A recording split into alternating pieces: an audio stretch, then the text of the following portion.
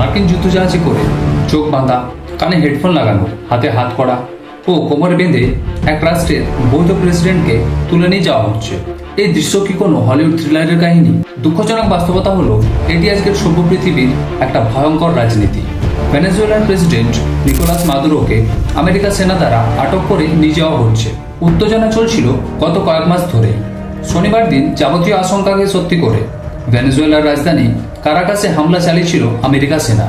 মার্কিন president Donald Trump বারবার এই কথা বলেছে যে ভেনেজুয়েলার প্রেসিডেন্ট নিকোলাস মাদুরো ড্রাগস কারবারিদের সাথে সম্পূর্ণভাবে যুক্ত আছে। তবে বিশেষজ্ঞদের দাবি যে ড্রাগসের জন্য এই অভিযান এটা সম্পূর্ণভাবে আমেরিকার অজুহাত।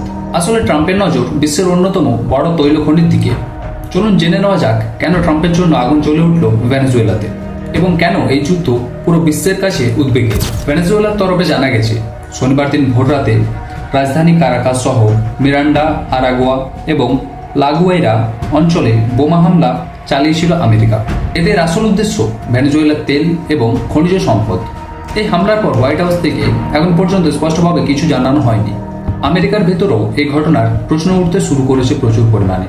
ডেমোক্রেট সেনেটর ব্রান্ড স্যাটস বলেন, এই হামলা চালানোর জন্য আমাদের কাছে কোনো পর্যাপ্ত কারণ নেই। ভেনেজুয়েলাতে ঠিক কী ঘটেছে তার স্পষ্ট ব্যাখ্যা আমেরিকাবাসীর সামনে তুলে ধরার জন্য দাবি জানিয়েছে স্যাটস। ভেনেজুয়েলার বিরুদ্ধে মাদক পাচারের অভিযোগ তুলেন ট্রাম্প। ক্যারিবিয়ান অঞ্চলে প্রচুর পরিমাণে সেনা পাঠানো হয়। এরপর ড্রাগস পাচারের অভিযোগ তুলে মার্কিন সেনা ভেনেজুয়েলার নৌকাগুলিকে নিশানা করে। গত মাসে ভেনেজুয়েলা এবং তার আশেপাশের অঞ্চলে আকাশসীমা বন্ধ করার আদেশ দিয়েছিল ডোনাল্ড ট্রাম্প। এর পাশাপাশি তেল ট্যাঙ্কার চলাচলে সম্পূর্ণভাবে নিষেধাজ্ঞা জারি করা হয়।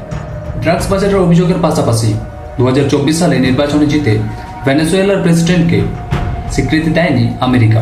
ট্রাম্প অভিযোগ তুলেন ভেনেজুয়েলার জনগণ দুর্দশাগ্রস্ত এবং সেখানে গণতন্ত্রকে পুনরুদ্ধার করতে হবে। Donald Trump basically regime change চায়। এই সেম জিনিসটা চেষ্টা করেছিল ব্রাজিলের সাথেও, কিন্তু ব্রাজিলে এটা ফেল হয়ে গিয়েছিল কারণ ব্রাজিল ইটস ম্যাসিভ। আসলে বিশ্বের বৃহত্তম খনিজ তেলের ভান্ডার হলো ভেনেজুয়েলা। দৈনিক প্রায় 10 লক্ষ ব্যারেল তেল উৎপাদিত হয় এখানে তেলের মজুদ রয়েছে প্রায় 303 ব্যারেল, যা সৌদি আরবের থেকেও বেশি। স্বাভাবিকভাবেই এই তেলের ভান্ডারের ওপর নজর রয়েছে আমেরিকার।